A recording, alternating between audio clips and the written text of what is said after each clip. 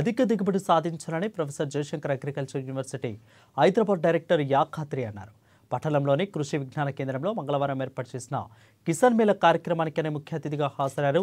ఇక ఐకర్ Nagpur professor Jayashankar agriculture విశ్వవిద్యాలయం సంయుక్త కిసాన్ మేళాను ఏర్పాటు చేశారు. ముందుగా అతిథులు జ్యోతి ప్రజ్వలన చేసే కార్యక్రమాన్ని ప్రారంభించారు. ఇక అనంతరం ప్రాజెక్టు ద్వారా ప్రొఫెసర్ జయశంకర్ విశ్వవిద్యాలయం ద్వారా చేపట్టిన కార్యక్రమాల గురించి వివరించారు. కిసాన్ మేళాను పురస్కరించుకొని విత్తనాలు, వ్యవసాయ పరికరాల స్టాళ్లను ఏర్పాటు చేయగా రైతులు వాటిని పరిశీలించారు. అధిక సాంద్రతతో పత్తి సాగు అంశంపై ప్రధానంగా రైతులకు అవగాహన కల్పించారు. కార్యక్రమంలో ఐసీఏఆర్ నోడల్ అధికారిని శాంతి, ఇక ప్రోగ్రామ్ అధికారి ప్రవీణ్ కుమార్, వ్యవసాయ విశ్వవిద్యాలయం అసోసియేషన్ డీన్ శ్రీధర్ చౌహాన్, వ్యవసాయ శాస్త్రవేత్తలు పాల్గొన్నారు. ఈ సందర్భంగా professor Jayashankar agriculture university Hyderabad director యాఖాత్రి మాట్లాడుతూ పత్తి సాగులో సరైన సస్యరక్షణ పాటిస్తే చర్యలు పాటిస్తే మంచి సత్ఫలితాలు ఉంటాయని, రైతులు ఆ దిశగా దృష్టి సారించాలని అన్నారు. ముఖ్యంగా అంతర్జాతీయ మార్కెట్లో పత్తికి డిమాండ్ ఉందని అన్నారు. అధిక సాంద్రతతో పత్తి పంట సాగు చేస్తే లాభాలు వస్తాయని పేర్కొన్నారు.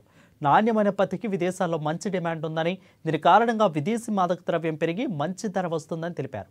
పత్తితో పాటు అంతర పంటలు కూడా వేసుకుంటేనే అధిక లాభాలు గడించవచ్చని వివరించారు. దాని నుండి మనకు నోడల్ ఆఫీసర్, ఈ ప్రాజెక్ట్ సంబంధించి నోడల్ ఆఫీసర్ శాంతం, తర్వాత మా ఏడీఆర్ గారికి సాగు చేసేటువంటి జిల్లా 5 కూడా తీసుకునే పరిస్థితిలో ఉన్నాము. 5 సంవత్సరాలుగా మన కృషి విజ్ఞాన రైతుల పొలాల్లో మనం ఉండడం వల్ల దిగుబడులు తగ్గిపోతా ఉన్నాయి. దాన్ని ప్రస్తుతం ఎంచుకోవాలి. ఎటువంటి యాజమాన్య పద్ధతులు ఇక్కడ అన్ని రకాలైనటువంటి మనకు సామాన్య పద్ధతిలో సాగు చేసే పద్ధతిలోగా మనము పొటాష్ ఏదైతే చేస్తున్నామో అదే మరి నత్రజని పొటాషియం ఎరువు అంటే మనకు జస్ట్ 40 సెంటీమీటర్ల కాలాన్ని పూర్తి చేసుకోవడానికి అవకాశం ఉంటుంది. కాబట్టి ఈ 3 అంశాలు, ఒక మంచి నాణ్యమైన ఈ అధిక సాంద్రతకు అనుకూలమైన ఏ విధంగా వాళ్ళు ఒక 15 నుండి 16 క్వింటాలు తీసుకున్నారో పెట్టుకొని రాబోయే కాలంలో మనం అధిక సాంద్రతలో పత్తి సాగు చేసినప్పుడు మాత్రమే ఒక అదనంగా నెక్స్ట్ సీజన్ లో కూడా మనం ఈ అధిక సాంద్రత పద్ధతులపై, అలాగే భారతదేశానికి కూడా విదేశీ మారక ద్రవ్యాన్ని సంపాదించి పెట్టడంలో వాళ్ళు తోడ్పడుతున్నారు. కాబట్టి ఆ అభివృద్ధి ఫలాలు వ్యవసాయ రంగానికే కాక ఇతర రంగాలకు కూడా తోడ్పాటు అవుతుంది అనేటువంటిది ఒక ముఖ్య విషయాన్ని మనము దృష్టిలో పెట్టుకోవాలి. ఆగ్రానమిక్ ప్రాక్టీసెస్ అంటాము. ఏమంటాం? వాటిని పంట యాజమాన్య పద్ధతులు అంటాము. ముఖ్యమైనది సాలుకు మధ్య దూరము, మరి ఎరువుల యాజమాన్యము, కలుపు యాజమాన్యము, చీడపీడల యాజమాన్యము. అందులో భాగంగా ఒక ముఖ్యమైనటువంటి అంశం ఏంటంటే అధిక సాంద్రత మనము పాటించాలి. దానికి ఒక 4-5 పాయింట్లు ఆల్రెడీ మన ప్రవీణ్ చెప్పాడు. తగ్గించలేము, సాలుకు మధ్యలో తగ్గించలేము, 90 సెంటీమీటర్లు ఉంటున్నాం. కానీ విత్ ఇన్ ది రో అంటే సాలు యొక్క ఆ డిస్టెన్స్ మనం తగ్గిస్తున్నాం.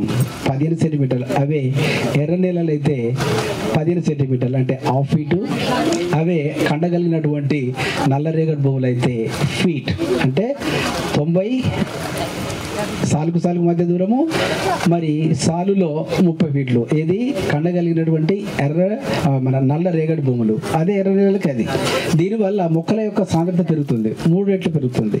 దాని ద్వారా ఎక్కువ ఇది దిగుబడి వచ్చేస్తుంది వాళ్ళు చెప్పారు. సరే, ఇది 2 పరిస్థితులలో మరి ఎక్కడైతే ఈ నీటి సౌలభ్యం ఉందో కాటన్ పెడుతున్నారు కొంతమంది రైతు సోదరులు. కాటన్లో ఇది మన కందులు అంతర పంటగా వేస్తున్నారు. 2 సార్లకు ఒకసారి కానీ, 3 సార్లకు ఒకసారి కానీ, ప్రతి 4 సార్లకు ఒకసారి కానీ. మంచి పద్ధతి.